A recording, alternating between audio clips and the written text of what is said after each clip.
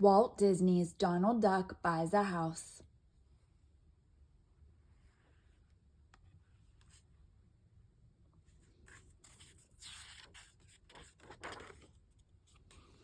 Donald Duck buys a house. It was a beautiful summer day. Donald was driving in the country. He passed by an old empty house. All of a sudden, Donald stopped. A sign was nailed to the fence. Did the sign say, "For sale"? Yes, it did. Donald backed up the car and got out. He peered in a window. The house was very old. It needed lots of work. But Donald could just see it now. He was lying in a hammock. Daisy was bringing lemonade. The boys were playing in the yard. What a life that would be. In a flash, Donald was back in his car, heading for town. Donald told Huey, Dewey, and Louie all about the house. Then he called the owner. Before Donald knew it, he had bought the house. "Well, boys, soon we will spend our holidays there," Donald said. "May we go to see the house now, Uncle Donald?" asked the boys. "No," Donald said. "First I have to fix it up. Nobody has lived there for a long time." But Donald was wrong. Somebody was living there. 2 chipmunks, Chip and Dale, had made a nest in a room downstairs. The chipmunks were gathering food for the winter. They had put nuts in an old tree. Now they were busy bringing the nuts into the house. The next day, Donald got ready to work on his new house. He loaded up his car and off he drove. When Donald got to the house, Chip and Dale were running out a window. Donald did not see the chipmunks, and they did not see him. Donald lugged his ladder and paint into the front hall. He opened up the paint can. Now he was ready to begin. Then Donald saw the chipmunks' mess. "Oh boy," he said. "I see I have a lot of work to do. I'll get started right away." Donald found a wastebasket, a dustpan, and a broom. He swept up the leaves and nuts and threw them away. He did not know he had swept away the chipmunks' home. Donald cleared away the cobwebs.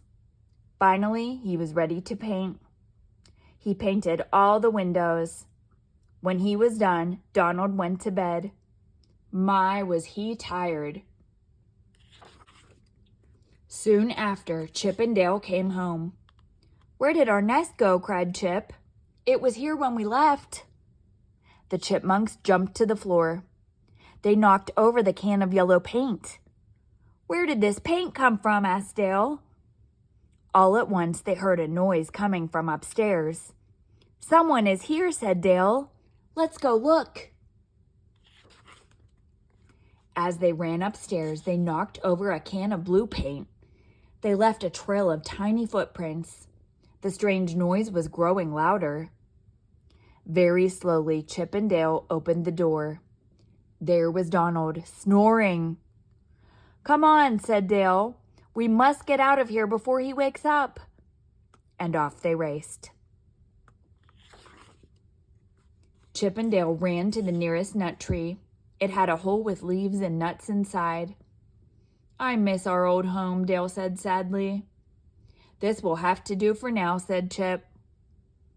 All night the chipmunks sat eating nuts and throwing shells onto the roof below. "I hope that duck goes away soon so we can have our old home back," said Dale.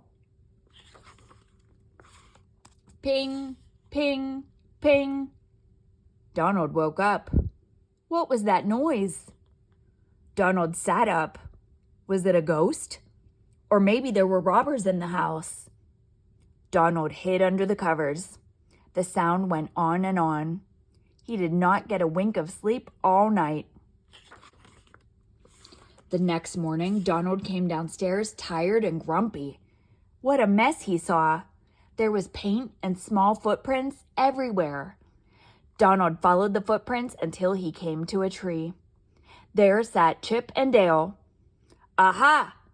You made this mess and the noise too," shouted Donald. "I'll get you yet." "I think I have a plan," Donald said to himself. First, he sawed a hole in a broken floorboard. He put an empty bag with a long string into the hole. Then, Donald covered the hole with a scarf. Next, Donald took a bag of nuts. He left a trail of nuts from the trap to the windowsill. It was not long before Chip and Dale spotted the nuts. They followed the trail of nuts to the scarf. Then, all at once, down they fell into the bag. "That mean duck," cried Chip.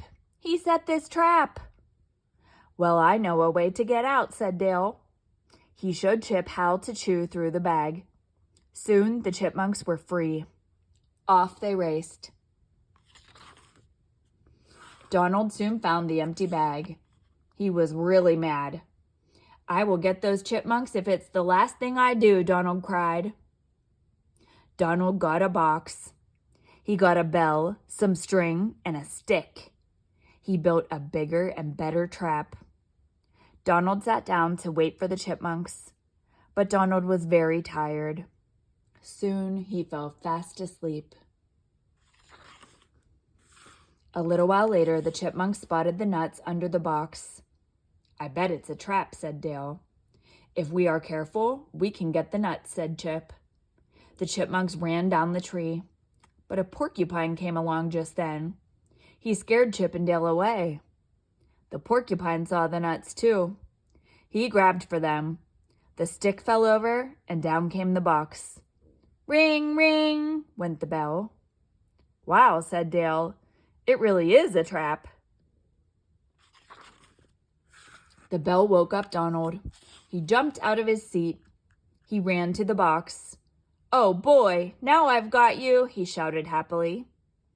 Donald lifted the box just a little. "Come out, you miserable chipmunks," he said. The porcupine leaped out of the box and knocked Donald down. Ouch! Donald was covered with quills. "I have had it," Donald shouted. "I'm leaving." Soon Donald was packed and ready to go. Just then a car drove up. Out stepped Daisy and Huey, Dewey, and Louie. They were carrying sleeping bags and lots of food. "Donald, where are you going?" asked Daisy. "We've come to visit." "You can stay, but I am leaving," said Donald. He pointed to the tree. "Those chipmunks have been living in the house. They make a terrible mess, and they keep me up all night." "Look, the chipmunks were here before you," Daisy said to Donald. "This was their home. You chased them out. Why don't you build them another home instead?" "That's an idea," said Donald. "We'll help," said Huey, Dewey, and Louie. The boys and Donald got tools and wood. They went to work right away.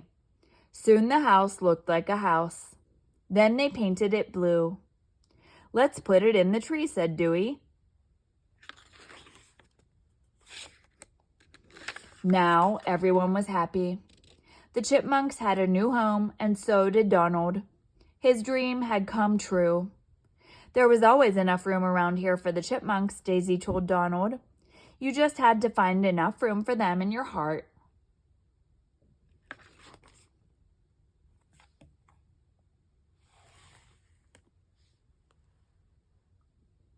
The end.